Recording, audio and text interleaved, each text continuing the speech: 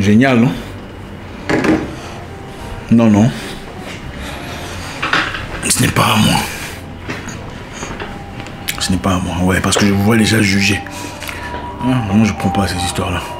Vous êtes des champions. Quand il faut juger, là, ah, regardez, il prend de l'alcool.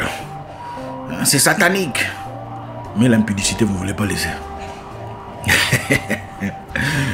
Oh là là. Et quand il faut contribuer, bon, tout le monde est absent, quoi. Quand il faut proposer, solliciter, avancer, hein, tout le monde est occupé. Mais quand il faut critiquer, ah, regarde, il n'y a pas le Saint-Esprit. Là, tout le monde est présent. C'est bien triste, la société dans laquelle nous vivons aujourd'hui. Très peu d'acceptance. On juge, regarde. Je ne veux pas m'associer à eux. Il faut aimer les gens. Hein, comme le disent tous les prophètes. C'est l'amour, la base. L'acceptance, la tolérance. Il ne s'agit pas de prier du matin au soir, du 1er au 31. Il s'agit de montrer l'amitié, la sympathie, la tolérance, la bénignité, la joie, l'amour, le partage. C'est ça, craindre Dieu. Ce n'est pas faire des jeûnes à 40 jours. Non. Ce n'est pas donner 10 000 euros en sacrifice. Absolument pas. Ce n'est pas chasser tout le monde, s'écarter de toute sa famille parce qu'ils sont des démons. Ce n'est pas ça, craindre Dieu. Craindre Dieu, c'est au-delà de vos sentiments. C'est tolérer ceux qui vous causent la peine. C'est aimer vos ennemis. C'est prier pour ceux qui vous maltraitent. J'ai l'impression de devenir un pasteur là. Alors, comment ça se passe? Vous allez bien? Pendant que j'y réfléchissais, vous savez, en mon jour d'anniversaire, c'était le mois passé, pour ceux qui s'en souviennent, j'ai reçu beaucoup de messages, énormément de messages que j'apprécie d'ailleurs, si j'ai pas eu le temps de le dire. Merci à tous ceux qui m'ont envoyé des messages. Je me souviens d'une fille qui a écrit sur YouTube, c'était déjà dès le départ, c'était même avant que la date n'arrive vraiment. Merci infiniment pour tout ça. Mais j'ai aussi reçu des messages venant des gens très importants dans ma vie, c'est-à-dire des que j'ai connus dans le passé, des femmes que j'ai côtoyées dans le passé. Vous direz ex, hein, moi, enfin, j'ai pas d'ex. Beaucoup m'ont contacté, on m'a écrit pour me dire joyeux anniversaire, je te souhaite tout le bonheur, j'espère que ça va, prends soin de toi, patati patata. C'est quand même bien, hein, c'est chaleureux, c'est inhabituel, il faut l'admettre. Inhabituel d'avoir des ex qui te souhaitent du bien, hein, que Dieu te bénisse, que tu ailles de l'avant. Qu'est-ce que ça veut dire? Quand tes ex t'envoient des messages ouvertement, joyeux anniversaire Zach, prends soin de toi. Ça veut dire que je suis quelqu'un de bien. Ah non, il faut l'accepter quand même. Allez, ça veut dire que je suis quelqu'un de bien. Si mes ex peuvent revenir me dire joyeux anniversaire, porte-toi bien, que tout le bonheur, patati et patata, ça veut dire que je suis quelqu'un de bien. Je vous vois venir disant ah c'est parce qu'elles sont toujours amoureuses de toi. N'importe quoi, elles ne sont pas amoureuses de moi. Beaucoup sont mariés et vivent leur vie. Heureuses, sans doute. Oui, ça veut simplement dire que je suis quelqu'un de bien. Et elles le reconnaissent. Et elles sont des gens vrais. La réalité est qu'il faudrait reconnaître que chaque brisement ou chaque séparation n'est pas obligé de devenir une histoire dramatique. On peut se séparer d'une personne sans nécessairement le haïr et continuer à lui vouloir du bien. C'est ça, la maturité. Pas seulement la maturité, mais le bon cœur. Moi, j'ai l'habitude de dire que l'homme ne change pas. Il devient. Merci de compléter. Ça veut simplement dire que dans la vie, soit on est quelqu'un de bien ou on ne l'est pas. C'est difficile de changer quelqu'un. Une personne de bien peut quelquefois faire des erreurs et se présenter avec un masque de négativité, un masque d'une personne mauvaise. Mais c'est temporaire. Quand on est naturellement bien, ce masque est temporaire. À un moment donné, on redevient ce qu'on est naturellement. On redevient quelqu'un de bien. Et quand on est une personne de toxique, de méchante, de manipulatrice, de sournoise, on peut faire semblant d'être bien, porter un masque de positivité pendant un temps. Pendant que les choses vont en notre faveur, on peut faire ça. Jusqu'à ce qu'on ait l'opportunité ou aucune raison de continuer d'être comme ça. On redevient quelqu'un de méchant qu'on a toujours été initialement. C'est ça la réalité. Quand vous rencontrez des gens bien dans la vie, ils vous apportent des choses positives. Ils reconnaissent ce que vous êtes, vous reconnaissez ce qu'ils sont. Les gens ne viennent pas dans votre vie pour rien. Que ce soit en amitié, en correspondance, ou en amour. Beaucoup de gens viennent dans votre vie apportant ce qu'ils sont, ce qu'ils ont vécu dans leur passé. Ils ont sur leur dos des charges de leurs propres histoires qu'ils peuvent soit apporter positivement dans votre vie ou négativement dans votre vie. Votre partenaire de vie aujourd'hui, pour la plupart des cas, vous juge sur base de son histoire passée ou de ses expériences passées. Même vos amis. Quand un ami dit « Ah, il me boude, moi aussi je le boude. Il ne m'écrit pas, je ne l'écris pas. Il ne fait pas le premier pas, moi non plus je ne le ferai pas. Il ne va pas chez moi, je ne viendrai pas. » Vous pensez que c'est sur base de quoi? Ce n'est pas nécessairement sur base de ce que vous avez fait. C'est sur base de son expérience personnelle, de son passé. Il est mu par sa propre histoire et sa façon de vous traiter est en effet pulsé par ce qu'elle a vécu dans son passé. Ça n'a rien à voir avec vous, pas nécessairement. Il me boude, je le boude aussi. C'est-à-dire que dans sa vie, il y a des gens qui l'ont boudé. Il a peut-être pas boudé ou il a boudé aussi. Donc il pense que dans votre cas, c'est aussi la même chose. Il ne m'appelle pas, c'est-à-dire qu'il est en train de me négliger. Non, c'est-à-dire que dans ton histoire à toi, on t'a déjà négligé. Voilà pourquoi tu rapportes ça. Dans la vie, il faut savoir reconnaître la bonté des gens. On peut se séparer dans la vie sans nécessairement se haïr, sans nécessairement dire du mal des gens.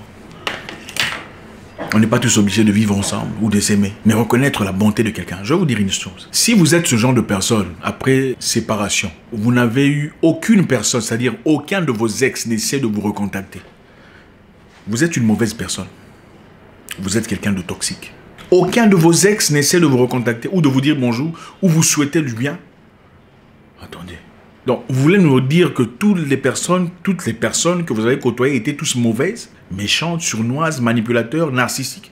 Et vous, vous êtes bien. Tout le monde là a un problème. Toutes les personnes avec qui vous êtes séparés ont tous des problèmes, c'est vous qui étiez bien. Ce n'est pas possible.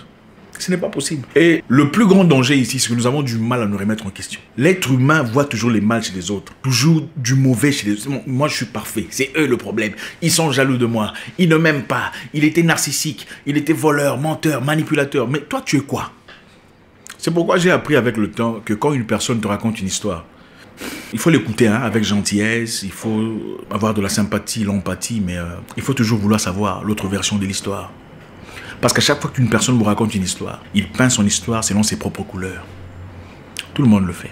Les gens vous racontent ce qu'on leur a fait, mais ne vous disent jamais ce qu'ils ont fait pour pousser à ce qu'on leur fasse ce qui a été fait. Les gens vous racontent ce qu'on leur a fait, mais ils ne vous disent jamais la partie où ils ont gaffé. C'est ça la réalité de l'histoire. C'est pour simplement dire, on peut aussi se séparer dans la positivité. Aimer quelqu'un, aimer un ami, c'est lui vouloir du bien, même après votre distance. C'est vouloir le voir avancer, progresser dans la vie. Quand vous commencez à le vilipender, ah d'ailleurs, lui il est comme ça, lui il se prend pour la tête du je sais pas quoi, il croit qu'il est meilleur que tout le monde. Tu n'as jamais aimé cette personne. Tu es un égoïste, tu es un mauvais, un méchant, un sournois. Tu peux te séparer avec quelqu'un au nom de l'amitié que vous avez partagée dans le passé et lui vouloir du bien.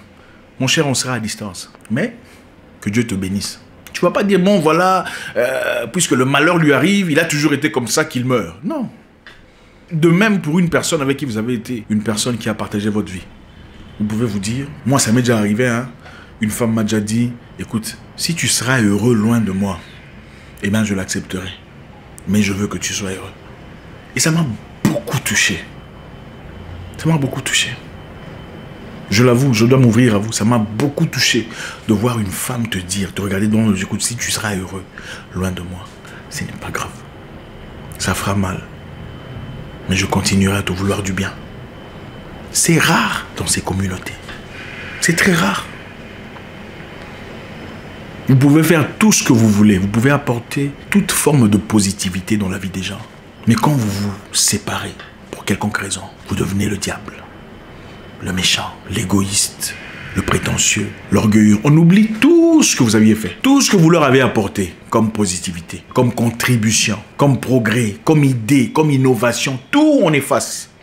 Ah, lui, d'ailleurs, leur famille, ils ont... C'est toujours... C'est incroyable. Sa maman, elle est comme ça, sa famille. C'est incroyable. L'amour, c'est aussi vouloir le bien des gens, même à distance. C'est ça, être un vrai humain. Moi, ça me fait mal de voir des gens, même parmi ceux qui prétendent prier, raconter des bêtises sur des gens qui ont fréquenté leur vie. C'est choquant. Comme je vous l'ai dit dans le passé, vous voulez connaître quelqu'un, écoutez comment il parle d'une personne avec qui ils sont en conflit. Surtout une personne proche, une personne autrefois proche, avec laquelle ils sont en conflit aujourd'hui. Écoutez comment il parle de cette personne. C'est ça sa vraie identité. C'est comme ça qu'il parlera de vous. quand vous aurez des problèmes. Écoutez comment votre prétendu futur mari parle de son ex. Ou d'une femme parle de son ex-copain. C'est ça son identité. Vous voulez me dire quoi? C'est vous qu'elle aime mieux. Ou si ça ne marchait pas avec vous, bon, vous serez l'exception. N'importe quoi. Il y a des choses qu'on ne peut malheureusement pas camoufler. L'identité d'une personne se reflète toujours. Tu peux le cacher, le camoufler comme tu veux. Mais il y a des moments. Pour une personne intelligente, elle comprend. Cette personne est manipulatrice. Au fait, c'est elle le problème. Voilà comment elle essaie de jouer à ces jeux. L'un des plus grands problèmes que nous avons aujourd'hui, c'est l'hypocrisie. L'hypocrisie dans toutes ses formes. L'hypocrisie parmi ceux qui prient, chose qui est accablant. L'hypocrisie parmi ceux qui ne prient pas. L'hypocrisie parmi les amis, les fausses amitiés, les fausses correspondances, les faux amours, c'est incroyable.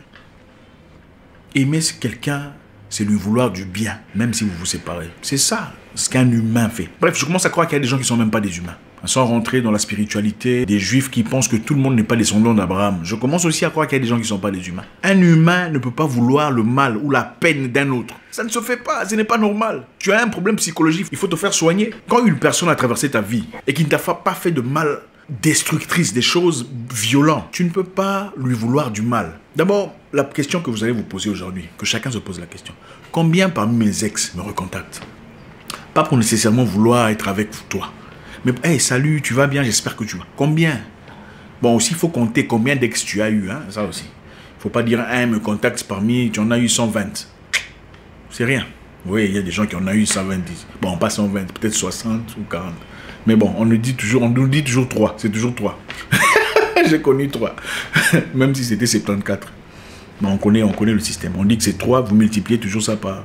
Bon, on en parlera prochainement sur combien il faut multiplier pour connaître la vérité. Ouvrons nos cœurs pour une Afrique meilleure. Toutes les personnes avec lesquelles vous êtes séparés ne sont pas obligées d'être vos ennemis. Un ennemi est différent d'une personne qu'on garde à distance. C'est pas la même chose. Quand moi, il y a un truc que l'univers ou le créateur a placé en moi. Je n'oublie jamais le bienfait de quelqu'un, même si je ne l'aime plus. Jamais. Autant je parlerai de sa négativité si j'en parle, je mentionnerai toujours sa positivité. Je ne sais pas comment j'ai été créé, ça fait bizarre. Merci infiniment. J'espère qu'on a appris quelque chose aujourd'hui. Ça ne sert à rien de nous crier « Oh Seigneur, Seigneur », si beaucoup vont aller en enfer. Ce n'est pas tous ceux qui disent « Seigneur, Seigneur » qui hériteront le royaume des cieux.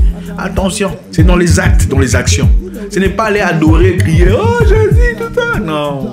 Comment tu traites le voisin, le frère de ton mari, la sœur de ton mari, les parents de ton mari. Comment tu traites ces personnes? Quel est ce genre de relation que tu entretiens avec des gens autrefois proches?